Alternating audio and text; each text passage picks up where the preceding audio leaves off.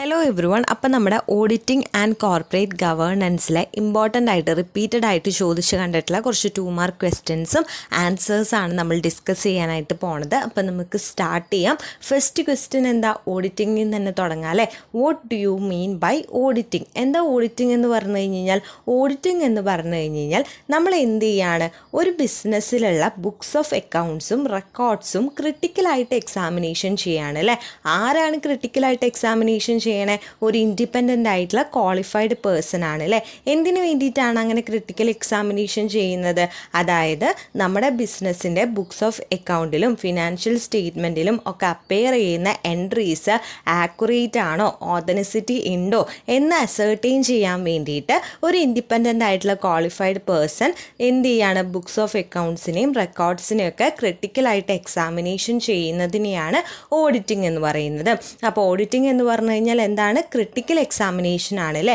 എന്തിൻ്റെ critical examination ആണ്? ബിസിനസ്സിൻ്റെ ബുക്സ് ഓഫ് അക്കൗണ്ടും റെക്കോർഡ്സും ഒക്കെ ഒരു ഇൻഡിപെൻഡൻ്റ് ആയിട്ടുള്ള ക്വാളിഫൈഡ് പേഴ്സൺ എന്ത് ചെയ്യാണ്, ക്രിട്ടിക്കലായിട്ട് എക്സാമിനേഷൻ ചെയ്യാണ്. എന്തിനു വേണ്ടിയിട്ടാണ് അങ്ങനെ ചെയ്യുന്നത്? ബുക്സ് ഓഫ് അക്കൗണ്ട്സിലും ഫിനാൻഷ്യൽ സ്റ്റേറ്റ്മെൻറ്റ്സിലും അപ്പിയർ ചെയ്യുന്ന എൻട്രീസ് ആക്യുറേറ്റ് ആണോ, ഓതൻറ്റിസിറ്റി ഉണ്ടോ എന്ന് അറിയാൻ വേണ്ടിയിട്ട്, അസർട്ടൈൻ ചെയ്യാൻ വേണ്ടിയിട്ട് ക്രിട്ടിക്കൽ എക്സാമിനേഷൻ ചെയ്യുന്നതിനെയാണ് ഓഡിറ്റിംഗ് എന്ന് പറയുന്നത്. ഇനി ഓഡിറ്റിങ്ങിന് 2 ഒബ്ജക്റ്റീവ്സ് ആണുള്ളത് അല്ലേ. State the objectives of audit. ഓഡിറ്റിൻ്റെ ഒബ്ജക്റ്റീവ്സ് എന്തൊക്കെയാണ്? പ്രൈമറി ഒബ്ജക്റ്റീവും സെക്കൻഡറി ഒബ്ജക്റ്റീവും. പിന്നെ വേണമെങ്കിൽ ഇങ്ങനെ ചോദിക്കാം, list down the primary objectives of audit. ഓഡിറ്റിൻ്റെ പ്രൈമറി ഒബ്ജക്റ്റീവ്സ് ഏതൊക്കെയാണെന്ന് ചോദിക്കാം. എന്തൊക്കെ പ്രൈമറി ഒബ്ജക്റ്റീവ്സ് ആണുള്ളത്? Verify whether all the books of accounts required by law are kept. അതായത് ലോ കുറച്ച് ഇന്ന റെക്കോർഡ്സ് വേണം, അല്ലെങ്കിൽ ഇന്ന ബുക്സ് ഓഫ് അക്കൗണ്ട്സ് ഒരു ബിസിനസ് കീപ്പ് ചെയ്യണമെന്ന് പറഞ്ഞിട്ടുണ്ട് അല്ലേ. അങ്ങനെ പറഞ്ഞിട്ടുള്ള ബുക്സ് ഓഫ് അക്കൗണ്ട് എന്ത് ചെയ്തിട്ടുണ്ടോ, കെപ്റ്റ് ചെയ്തിട്ടുണ്ടോ എന്ന് വെരിഫൈ ചെയ്യണം. അതുപോലെ തന്നെ പ്രോപ്പറായിട്ടുള്ള അക്കൗണ്ടിങ് പ്രിൻസിപ്പിൾസും പ്രൊസീജിയേഴ്സും ഫോളോ ചെയ്യുന്നുണ്ടോ എന്ന് വെരിഫൈ ചെയ്യണം. അതുപോലെ ബുക്സ് ഓഫ് അക്കൗണ്ട്സിൻ്റെ അരിത്തമെറ്റിക്കൽ ആക്യുറസി ചെക്ക് ചെയ്യണം.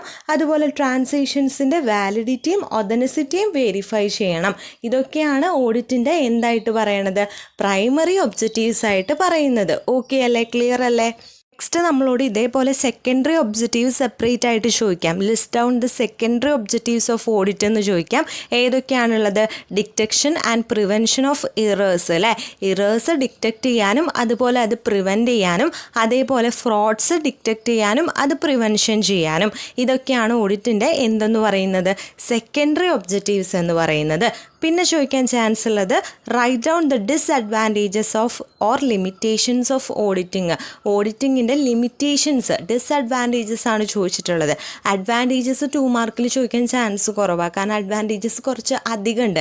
അഡ്വാൻറ്റേജസ് ടു സ്റ്റേക്ക് ഹോൾഡേഴ്സ് അങ്ങനെ പറഞ്ഞിട്ട് കുറച്ചുണ്ട്. അപ്പോൾ അതുകൊണ്ട് മിക്കവാറും ലിമിറ്റേഷൻസ് ആയിരിക്കും ചോദിക്കുക.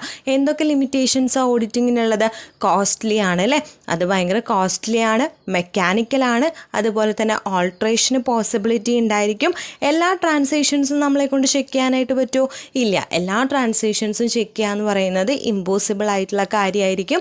അതേപോലെ തന്നെ സ്മോൾ കൺസേണിന് അൺസ്യൂട്ടബിൾ ആണ്, കാരണം ഭയങ്കര കോസ്റ്റ്ലി ആയതുകൊണ്ടൊക്കെ തന്നെ സ്മോൾ കൺസേണിനെ കൊണ്ട് ചിലപ്പോൾ അത് മുന്നോട്ട് കൊണ്ടുപോകാനായിട്ട് പറ്റിയെന്ന് വരില്ല. അപ്പോൾ അതുകൊണ്ട് സ്മോൾ കൺസേണിനത് അൺസ്യൂട്ടബിൾ ആണ്. ഇത്രയാണ് ഓഡിറ്റിങ്ങിൻ്റെ എന്തായിട്ട് പറയുന്നത്? ലിമിറ്റേഷൻസ് ആയിട്ട് പറയുന്നത്. ഓക്കെ അല്ലേ, ക്ലിയർ അല്ലേ? നെക്സ്റ്റ് എന്താണ്? What is internal audit? Internal audit എന്ന് പറഞ്ഞു കഴിഞ്ഞാൽ എന്താണ്? ഒരു ഫേമിൻ്റെ അവിടെ ഉണ്ടാകുന്ന റെക്കോർഡ്സുകളുണ്ടല്ലോ, ആ റെക്കോർഡ്സും ഓപ്പറേഷൻസും ഒക്കെ ഇൻഡിപെൻഡൻ്റ് ആയിട്ട് റിവ്യൂ ചെയ്യണതിനെയാണ് എന്തെന്ന് പറയുന്നത്? ഇൻറ്റേർണൽ ഓഡിറ്റ് എന്ന് പറയുന്നത്. ഇൻറ്റേർണൽ ഓഡിറ്റ് എന്ന് പറഞ്ഞാൽ എന്താടാ?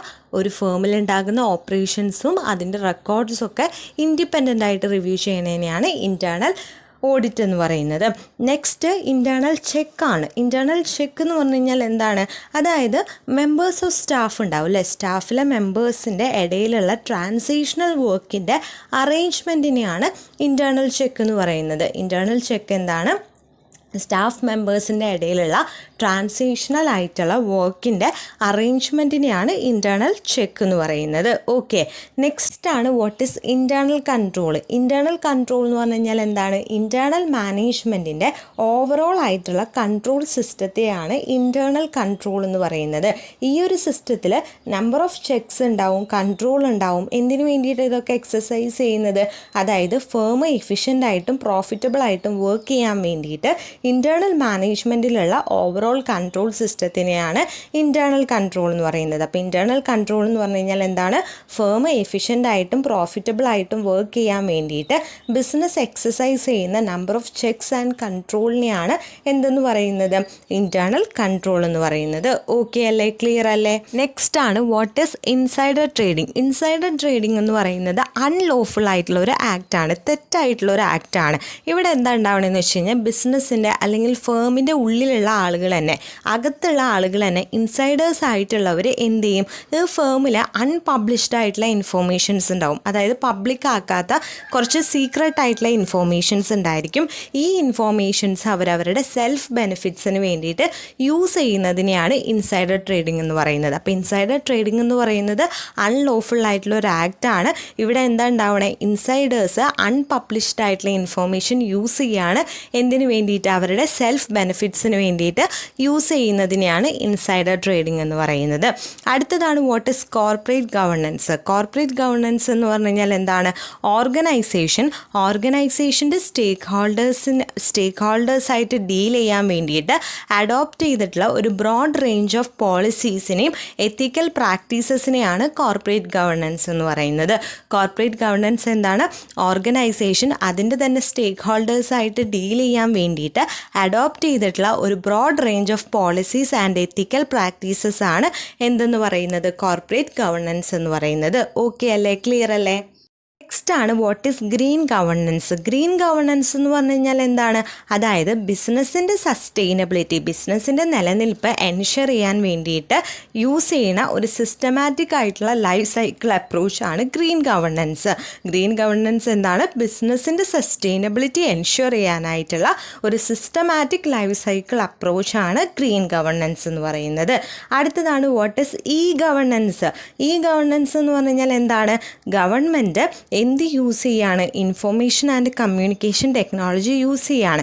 എന്തിനു വേണ്ടിയിട്ട്? ഗവൺമെൻറ് സർവീസസ് പ്രൊവൈഡ് ചെയ്യാനും ഇൻഫോർമേഷൻ എക്സ്ചേഞ്ച് ചെയ്യാനും കമ്മ്യൂണിക്കേഷൻ ട്രാൻസിഷൻ നടത്താനൊക്കെ government information and communication technology use ചെയ്യണതിനെയാണ് ഇ ഗവർണൻസ് എന്ന് പറയുന്നത്. ഇ ഗവർണൻസ് എന്താണ്? Government information and communication technology use ചെയ്യാണ്. എന്തിനു വേണ്ടിയിട്ട്? ഗവൺമെൻറ് സർവീസസ് പ്രൊവൈഡ് ചെയ്യാനും ഇൻഫോർമേഷൻ എക്സ്ചേഞ്ച് ചെയ്യാനൊക്കെ വേണ്ടിയിട്ട് ഇൻഫോർമേഷൻ ആൻഡ് ടെക്നോളജി യൂസ് ചെയ്യണതിനെയാണ് ഇ ഗവർണൻസ് എന്ന് പറയുന്നത്. ഓക്കെ അല്ലേ? ക്ലിയർ അല്ലേ? അപ്പോൾ ഇത്രയും പറഞ്ഞ ക്വസ്റ്റ്യൻസ് ഓക്കെ ആയി, ക്ലിയർ ആയെന്ന് വിചാരിക്കുന്നു. വീഡിയോ യൂസ്ഫുൾ ആയെന്ന് വിചാരിക്കുന്നു. വീഡിയോ യൂസ്ഫുൾ ആയിട്ടുണ്ട്. ഇനി ഇതുപോലത്തെ ഇമ്പോർട്ടൻറ്റ് വീഡിയോസ് കിട്ടണമെന്നുണ്ടെങ്കിൽ നമ്മുടെ ചാനൽ ഇതൊരു സബ്സ്ക്രൈബ് ചെയ്തിട്ടില്ല എന്നുണ്ടെങ്കിൽ ജസ്റ്റ് ഒന്ന് സബ്സ്ക്രൈബ് ചെയ്തേക്കാം. പിന്നെ നിങ്ങൾക്ക് എന്തെങ്കിലും ഡൗട്ടോ സജഷൻസും ഉണ്ടെങ്കിൽ കമൻറ്റ് ബോക്സിൽ കമൻറ്റ് ചെയ്യാം. ഇതിൻ്റെ നോട്ട്സ് നമ്മുടെ ടെലിഗ്രാം ഗ്രൂപ്പിൽ കൊടുക്കുന്നുണ്ട്. അതിൽ ജോയിൻ ചെയ്യാത്തവരുണ്ടെങ്കിൽ ഡിസ്ക്രിപ്ഷനിൽ നിന്ന് ലിങ്ക് എടുത്തിട്ട് അതിൽ ജസ്റ്റ് ഒന്ന് ജോയിൻ ചെയ്യാം കേട്ടോ.